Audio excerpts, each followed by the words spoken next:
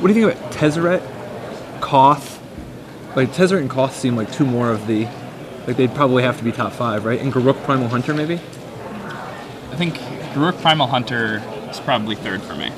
All right, so we're on. We have Ben Stark on the right, who apparently is on the play and leads off with Seachrome Coast. And he's got no champion, so... Ooh, Wow, a Grand Abolisher. So already, Kevin's mana leagues are completely shut out. And Ben's got to be thinking Isolated Chapel. That usually is indicative of like a Solar Flare deck, you know? And it's not a Solar Flare deck, but the matchup is going to play out very similarly. Oh, no, all I mean is that Ben isn't going to know what's going on for sure yet, you know? Like he's going to be under some misinformation here.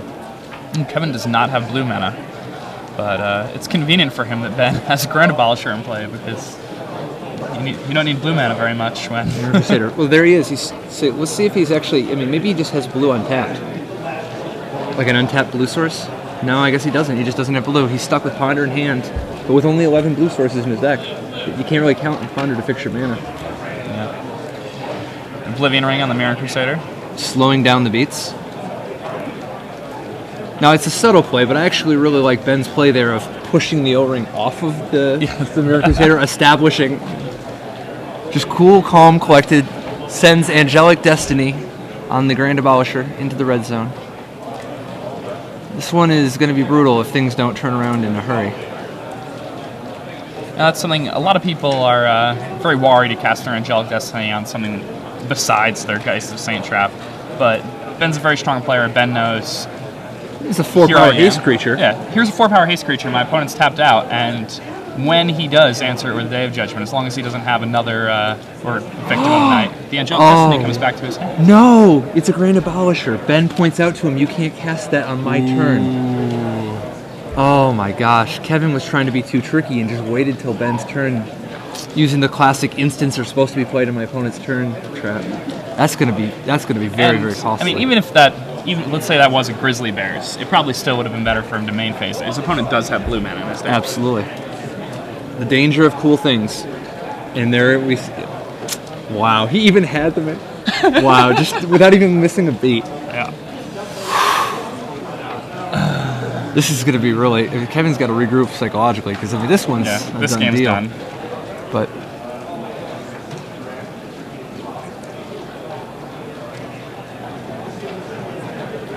Kevin's just a 6, right? Like, this is lethal, right?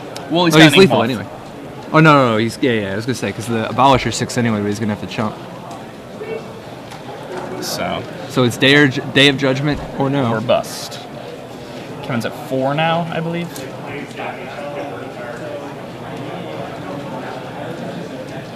Shows him blue mana? I mean, when you're this far behind, if you have a Day of Judgment in your hand, then... Oh, like... He's got a Metamorph. He's dead. Why show the blue mana? Oh.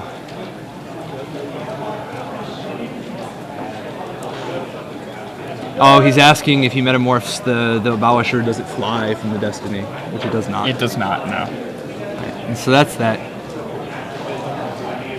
Showed him blue mana and scooped. And Kevin is not on Solar Flare. He's playing Tezzeret. Esper Tezzeret.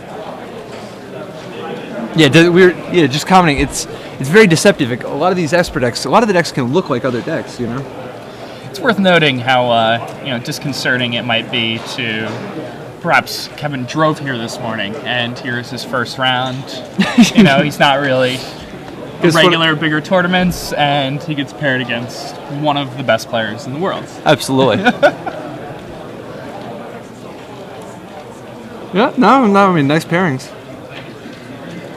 All right, so I think Kevin's probably, for sure he's bringing in Day of Judgment, but I got a feeling he got beat down so bad that even if his normal plan isn't to bring in timely reinforcements, he will anyway. But it may just be that's part of his early plan. But, like, that game, Ben did play a lot of ground creatures, you know? And psychologically. And from the looks of it, Kevin has so much card advantage, like high-end card drawers, that he could probably afford, like all these satchels and planeswalkers, he could probably afford to trim a little bit to try to buy himself a little bit more time. It's interesting. He has a lot of these cards that are really strong control mirrors, but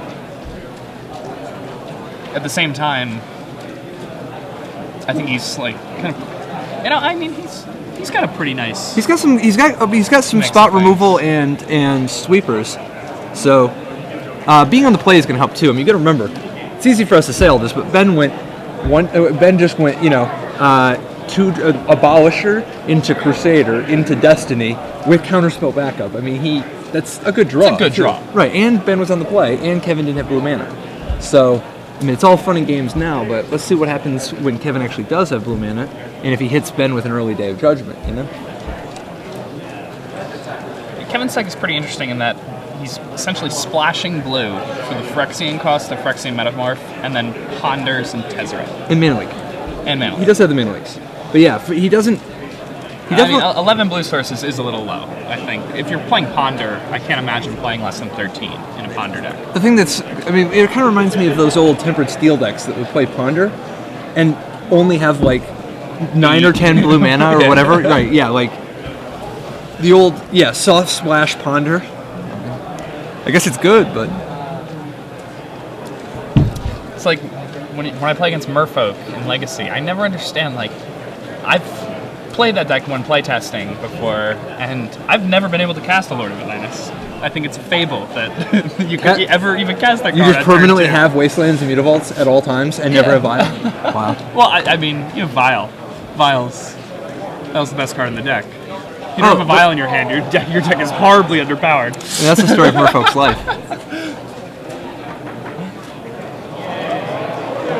Ooh, the room just became brighter. Setting the mood here in Las Vegas.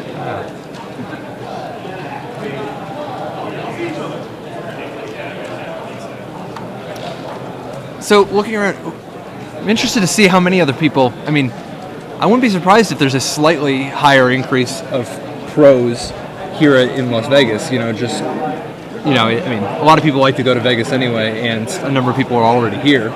Plus, it's the week before the GP, but...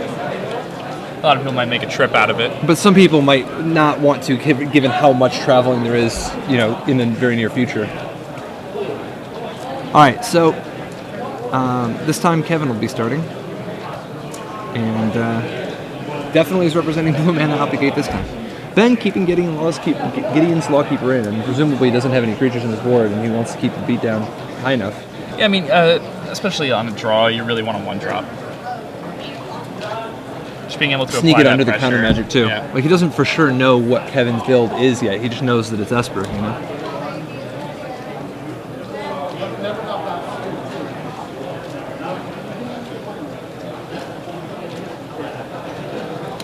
Kevin successfully casting a Ponder. Sees, doesn't like what he sees.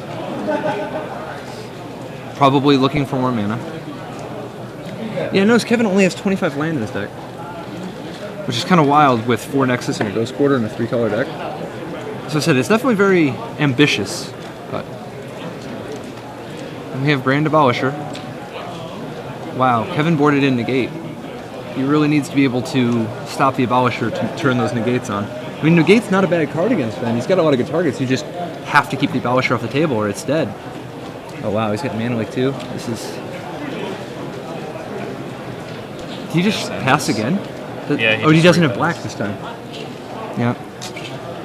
No, as predicted, it's...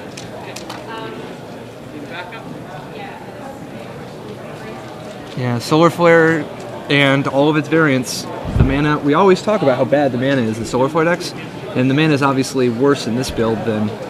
Like, not worse, but more ambitious, I guess, than in a normal Solar Flare deck. This is tough. Do we know if Ben has Mana Leak in hand? Ben doesn't have blue mana. Well, he has an island in his hand. Oh, okay. He just drew it. Yeah, from the looks of it, he doesn't have any blue cards. Okay. Yeah, he doesn't have any blue cards, and he looks like he wants to slow play his hand a little bit so as to... Play around Day of Judgment.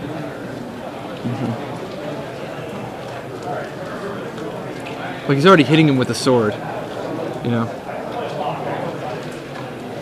I like this play from Ben. Ben floats 2 mana. And now he's going to use his Moorland Haunt. Yeah. so he can continue applying pressure. The efficiency.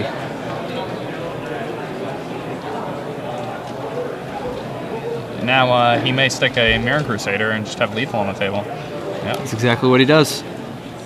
So now Kevin's facing down lethal.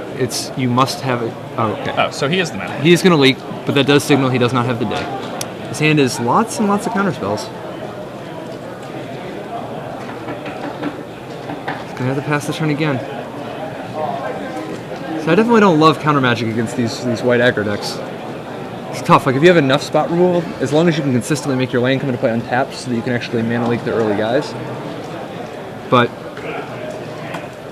yeah, Mana Leak is a very good card, but it's a card that's significantly better when your opponent is casting more spells that cost 3 or 4 or 5. it's always interesting to see Ben Stark with the Sword of Feast and Famine and Mana Leak.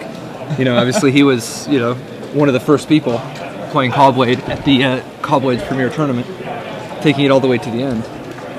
He won that Pro Tour, and supposedly he was handed the deck immediately before the tournament.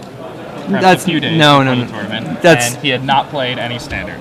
That's what Brad told me. So. I mean, as a person Ben played some games of Standard before the tournament, and Ben was one of the people. Ben actually had a great theory about the deck early on with regards to mulliganing. Like, for instance, in the mirror, whenever they would face the mirror or the semi-mirror, like if they faced, one of the Japanese players who had a similar deck, Ben's theory was that you should, if you're on the, if you're on the draw, you mulligan, or just in general, you mulligan hands that don't have Stoneforge Mystic, Squadron Hawk, or Preordain. Which actually, and Ben, I guess it's over now, Ben takes it away, but as we said, yeah, his theory was that you need to have a way to find one of your white creatures early, because if your hand is like Spell Pierce, Mana Leak, Jace, Day of Judgment, 3 land, most people would keep that hand.